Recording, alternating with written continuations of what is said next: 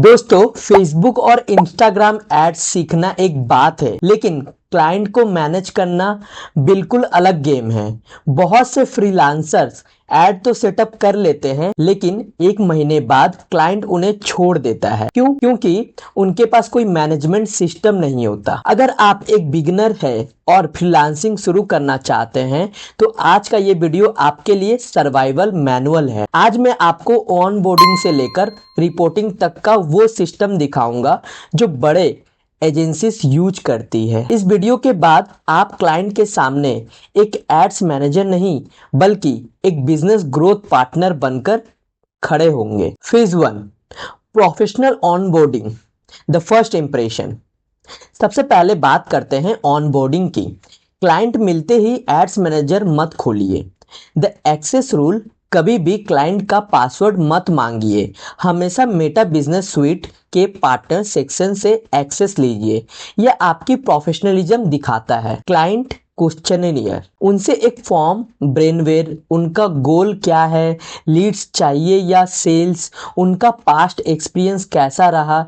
जब आप सवाल पूछते हैं तो क्लाइंट को लगता है कि आप सीरियसली काम करते हैं, क्योंकि बहुत बार ऐसा होता है कि बहुत सारे लोग, as per my personal experience मैं आपके साथ शेयर कर रहा हूँ, बहुत सारे लोग क्या करते हैं कि जब भी एड्स रन करने से पहले जो जो क्वेश्चन की ज़रूरत होती है वो बिना पूछे एड्स रन कर लेते हैं।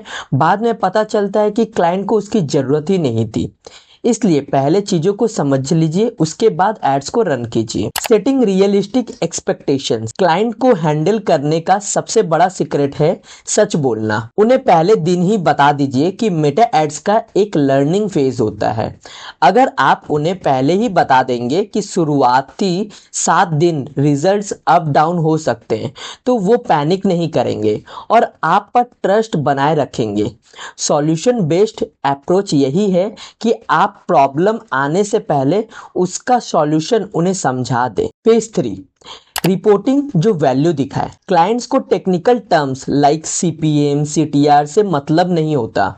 उन्हें मतलब होता है आरओआई, रिटर्न ऑन इन्वेस्टमेंट से। हर हफ्ते एक वीकली समरी दीजिए, सिर्फ नंबर्स मत भेजिए। उन्हें बताइए कि इस हफ्ते हमने ये सीखा और अगले हफ्ते हम ये चेंज करेंगे। जब आप नेक्स्ट स्टेप्स बताते हैं तो क्लाइंट्स को लगता है कि आप उनके बिजनेस के लिए दिमाग लगा रहे हैं। अब पार्ट 4, ऑटोमेशन एंड ग्रोथ। एक फ्रीलांसर के लिए टाइम ही पैसा है। एआई टूल्स और मेटा के एडवांटेज प्लस कैंपेन का यूज कीजिए ताकि आपका मैनुअल काम कम हो और रिजल्ट्स बेहतर आए। अपने क्लाइंट्स को बताइए कि आप स्मार्ट टारगेटिंग यूज कर रहे हैं। उनका पैसा बचाने के लिए ये उन्हें आपका फैन बना देगा। देखिए, बहुत सारे टाइम्स क्या होते हैं जो पर्सनली मेरे साथ भी हुआ है, इसलिए ही मैं आपको ये सारे चीज़ें शेयर कर रहा हूँ। फर्स्ट ऑफ ऑल क्या होता है कि जब आप कोई काम उठाते हो तो सामने वाला जो क्लाइंट्स होते हैं वो उनको क्या लगता है कि आप उनको 100% रिजल्ट ला के दोगे। बिकॉज उनके दिमाग में ये रहता है कि अगर मैं पैसा दे रहा हूँ तो 100% रिजल्ट आएगा। लेकिन टेक्निकली भाषा में हम लोग, ऐसा नहीं होता है कभी भी। राइट्स में मेटा एड्स में क्या होता है, ज़्यादातर अगर आप कोई एड्स रन कर रहे हो, लाइक अगर आप रियल इस्टेट का बिजनेस हो या एजुकेशन पर्पस के लिए बिजनेस के लिए आप एड्स रन कर रहे हो, तो उस टाइम होता क्या है, फर्स्ट टाइम अगर एड रन कर रहे हो तो वो एनालिसिस फेज में रखता है और जल्दी फेसबुक आपके एड्स को रन करने के लिए वो ऑप्शन नहीं देता है।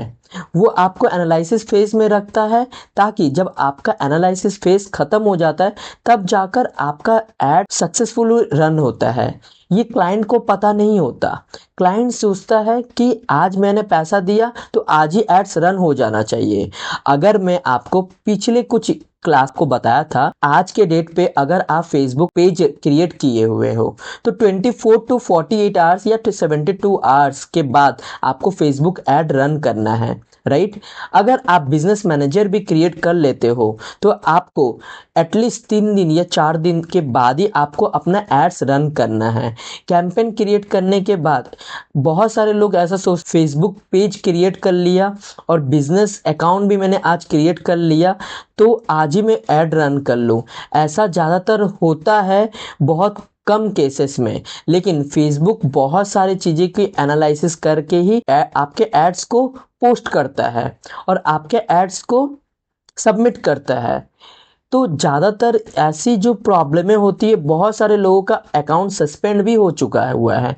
दैट्स वाई मैं आपको बता रहा हूँ कि बहुत सारे बिगिनर्स ऐसे जब भी फेज में आते हैं उन लोगों को काफ़ी प्रॉब्लमें फेस करनी पड़ती है। फेसबुक की नए नए टेक्नोलॉजी के साथ बहुत सारी चीज़ें, सॉफ्टवेयर चेंज हो रही है, वो नए नए चीज़ें लेकर आ रहे हैं मार्केट पे।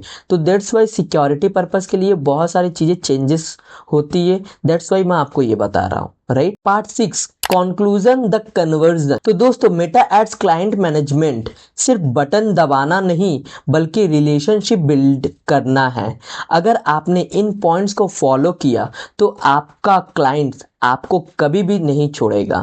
अब एक इम्पॉर्टेंट बात, अगर आपको मेरा क्लाइंट ऑनबोर्डिंग चेकलिस्ट चाहिए जिसे मैं खुद यूज करता हूं तो नीचे कमेंट में लिखिए चेकलिस्ट, मैं आपको उसका लिंक पर्सनली प्रोवाइड करूंगा। और अगर आप डिजिटल मार्केटिंग में अपना कैरियर सीरियसली बनाना चाहते हैं तो इस चैनल को सब्सक्राइब करें और बेल आइकन दबाइए, क्योंकि यहाँ सिर्फ बातें नहीं सॉल्यूशन मिलते हैं। मिलते हैं अगले वीडियो में, तब तक के लिए धन्यवाद।